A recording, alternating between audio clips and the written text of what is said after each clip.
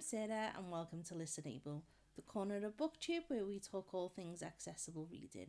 And for today's video, we're going to talk about disabilities and how they affect hobbies like reading. And then maybe we'll get into a few tips and tricks about things that help me when I'm reading.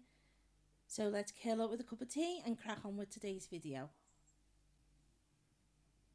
So before we get into some tips and tricks, I thought it might be a good idea to start with talking about how my disability affects me. So I guess the first place to start is what my disability is, and that's something called Ehlers-Danlos syndrome, and it's a connective tissue disorder, and it affects all of the connective tissue and all of the cells in my body. So I know lots of people talk about joint hypermobility as the primary problem, and for me, I definitely have lots of issues with dislocations and things, but it's in my internal organs are really affected. So my digestive system is completely disabled and it's completely paralyzed. So I have had to have an ileostomy.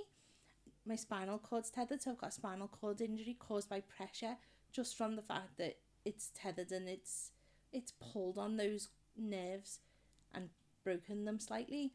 So my bladder doesn't work either, so I have to have a catheter.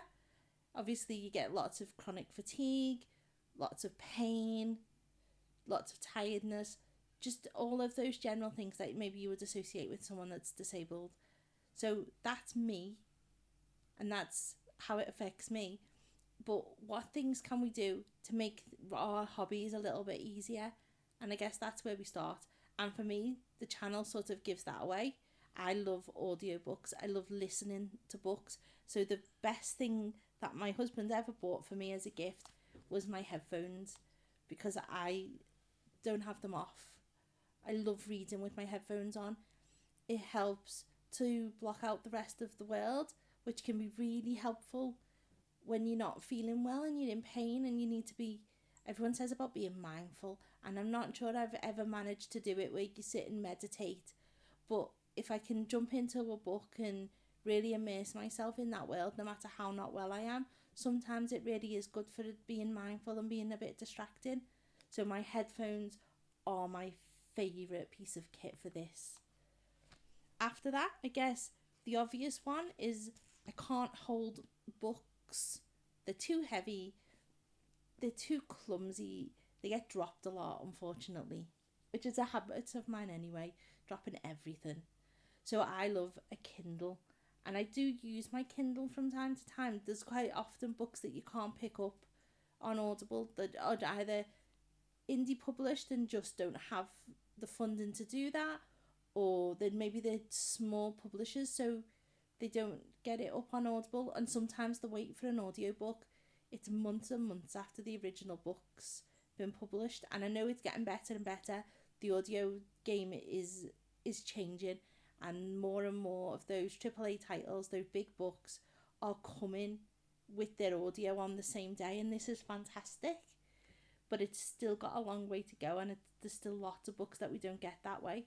So a Kindle, which is nice and lightweight, it's got the light in it in mind because it's the Paperwhite, so nice and easy for reading in the dark. I never got on with those stupid lights that had to clip over the top. I just couldn't do that. But it means when I'm up late at night and I've got insomnia and I'm not sleeping, they can pick up my Kindle and I can delve into a good book and hopefully relax me enough to get back to sleep. Now, when I do pick up a paper book, and there are occasions that I do it because I still like to read, I tend to do this when I've got an audiobook that I love and I want to tab up the book. So we'll grab a paperback copy of the book and we'll do it side by side, and then I can leave the book on the bed, sort of roughly where we're up to, and if we come across a quote or something important that I want to tab up in the book, then we can find it in the book and sort of have them running side by side. Plus sometimes it's nice to have that visual cue on where you are, because the one thing that I don't like about audio that really gets me is it's always done in times, and so I can never see sort of how far I am. It doesn't give me a percentage, which I quite like. I like to know that I'm sort of a quarter of the way through or halfway through the book. And so I quite often find myself sitting with a calculator and working it out. But I just like that visual cue of I've done this many hours, I've got this much to go, but that looks like this much of the book, for instance, which is really helpful for me. But again, tabs, these are another one, really good for coming back to books and to see what you've seen, especially if, like me, you've got brain fog, so you forget things. Then I can tab out those really important plot points that I need to come back to help me remember what I've done before maybe I pick up the next book, or even just during the book, to save me having to go back 10 pages and reread the whole thing because I've forgotten what's going on. And it does happen sometimes. I think it happens to all of us. You read a chapter, you completely didn't absorb it for whatever reason, and then you have to go back and read the chapter again.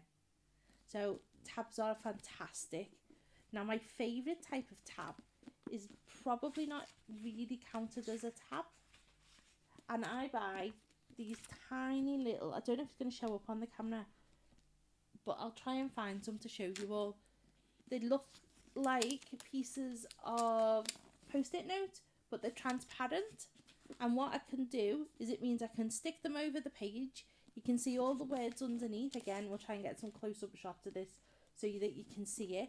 And I can then use, I've got a fine line of Sharpie, and as well as sort of, if I want to make notes in the book, I'm able to write on it without ruining the pages, because the Velcro pages just come back off really easily.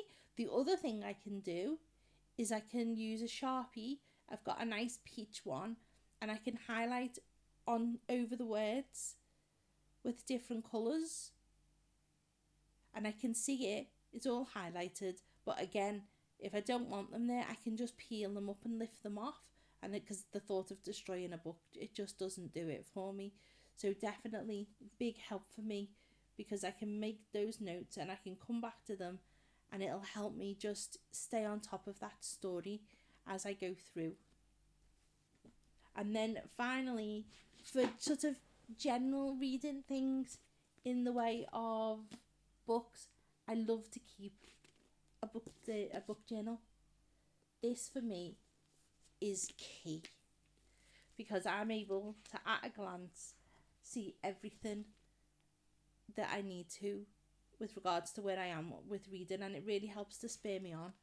So I'll just show you an old one, because obviously I don't like showing my most recent one, but I like to keep all of my books that I've read in a nice art piece. It gives me something to do in December.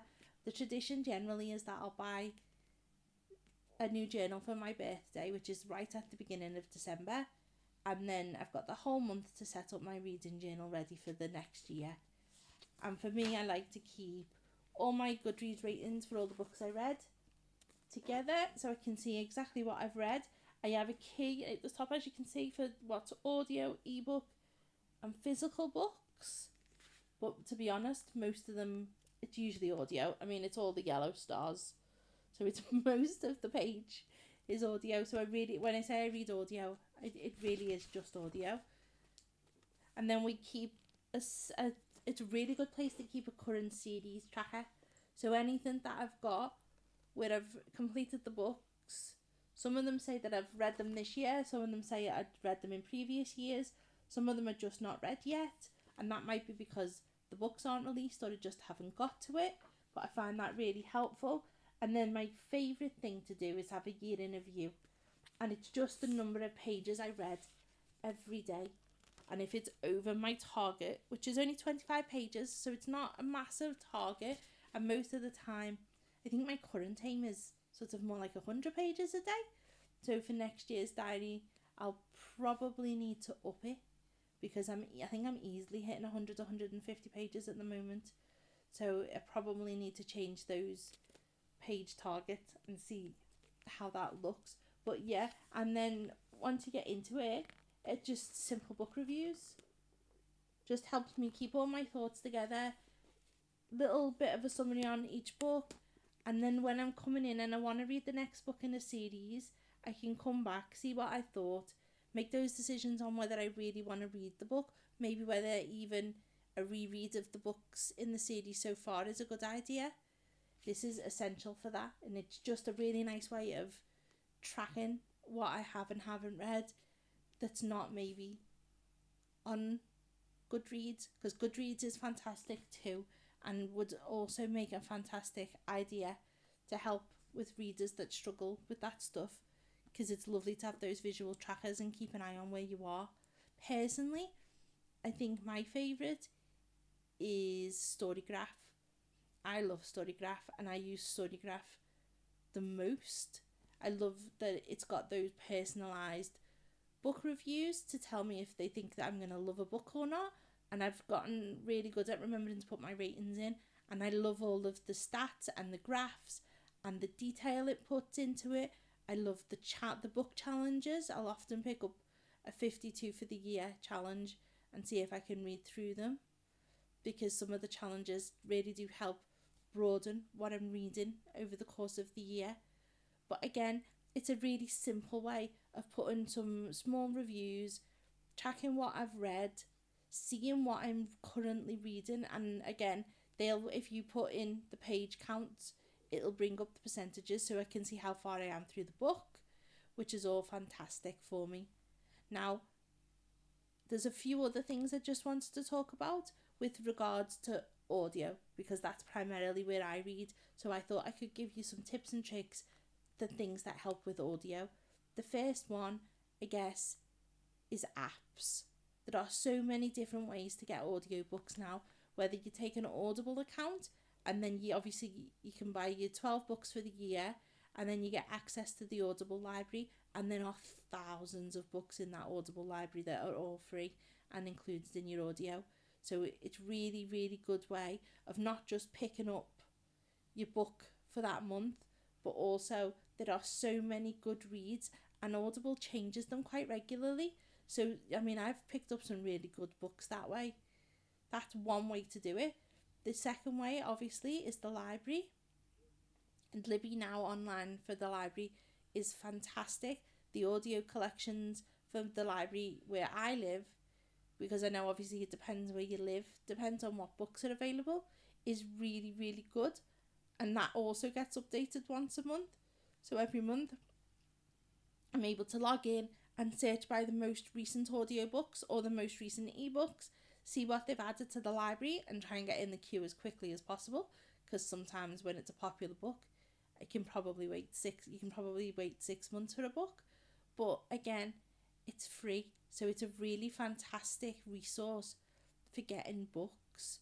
The other thing that you can look at is if you've got a disability, sort of whether that's neurodiversity or maybe that you've hard of sight, there are lots of charities out there that specialise in audiobooks. So if you can take a look in your local area, have a little Google, see what you can find. You might find a charity that's able to help with offering audiobooks for people that maybe just aren't able to read physical books as much as other people can. So that's another really fantastic way to read. So that's all the tips and tricks I've learned as a disabled reader. So I hope those were really helpful. If you've got any tips and tricks, just pop them in the comments below and let me know what they are. If you liked the video, obviously please like and subscribe, because I'd love to see you all in the next one. Bye!